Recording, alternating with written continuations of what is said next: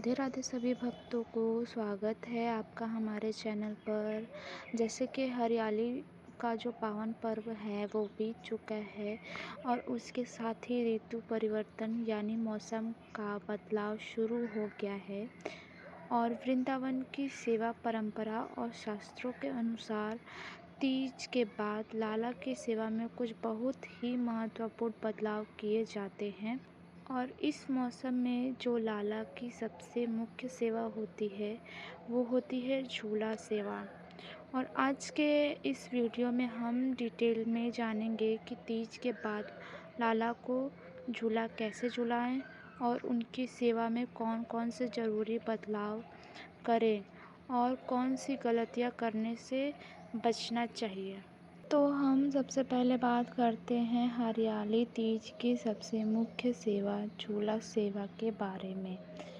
Daily झूला सेवा, जैसे कि हरियाली तीज के दिन लाला झूले पर विराजमान होते हैं। तीज के बाद से लेके जन्माष्टमी और उनके आगे तक डेली लाला को शाम के समय झूला ज़रूर झुलाएं।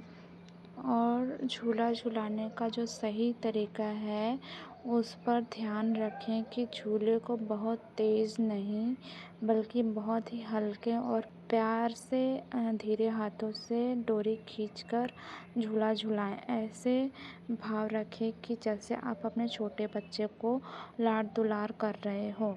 और झूला गीत और भजन के बारे में बात करें तो जब आप लाला को झूला झुलाएं तो शांत बैठने के बजाय प्यारे झूला गीत, लोरी या राधे राधे का नाम जप करें।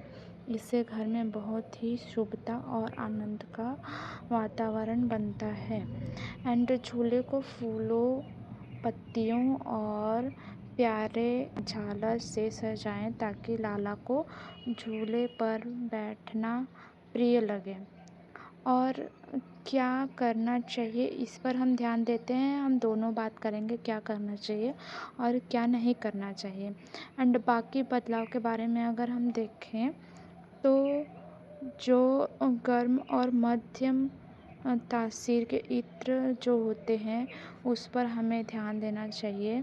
तो तीज के बाद जो मौसम होता है उसमें नमी और ठंडक बढ़ने लगती है, इसलिए अब मोगरा या खसका ठंडे इत्र की जगह चंदन, केसर, हिना और शमामा का जो इत्र होता है उसको लगाना शुरू करना चाहिए। ये इत्र लाला के शरीर को नमी और सर्दी से बचाते हैं। और हमें खास ध्यान देना चाहिए पोशाकों का। पोशाक में भी बदलाव होते हैं। अब हम बहुत पतले कपड़ों की जगह सिल्क, सॉफ्ट सैटिन या हल्का वेलवेट पहनाना शुरू करना चाहिए ताकि लाला को जो नमी है उसकी वजह से ठंड ना लगे। एंड बात करें तो जो स्नान और नाइट केयर होता है उस पर भी हमें बदलाव करने चाहिए। स्नान के जो पानी होते हैं उसमें हल्का सा गंगा जल या तुलसी जल मिलाएं और स्नान के बाद लाला को टॉवल से अच्छे से पोछें। एंड मॉनसून में मच्छर बहुत ज़्यादा बढ़ जाते हैं, इसलिए रात में उनको सोते टाइम लाला को बेड पर मच्छरदानी ज़रूर लगाएं। एंड अब हम देखते हैं क्या नहीं करना चाहिए हमें। तो हम देखते हैं कि जो शीतल इत्र होते हैं उन्हें हमें नहीं लगाना चाहिए, जैसे खस, केवड़ा और मोगरा जैसे अति शीतल इत्र अब बिल्कुल बंद कर दें क्योंकि यह गर्मियों के लिए होते हैं। एंड दूसरी चीज़, बासी या नमी वाला भोग ना चढ़ाएं। मौसम में नमी की वजह से खाना जल्दी ख़राब हो जाता है। लाला को हमेशा ताज़ा माखन, मिश्री, ताज़ा दूध, घेवर, मालपुआ या ड्राई फ्रूट्स का भोग लगाएं। भोग में तुलसी पत्ता ज़रूर रखें। एंड अब हम देखते हैं कि जो हरियाली तीज होती है उसमें हमें ध्यान देना है कपड़ों का, लाला के और उनके भोग का खास करके ध्यान देना है एंड हमें ध्यान देना है उनके झूले का।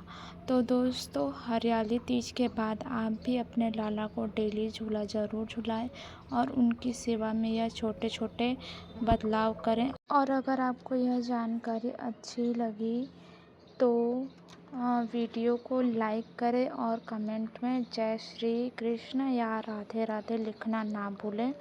चैनल को सब्सक्राइब ज़रूर करें। राधे राधे।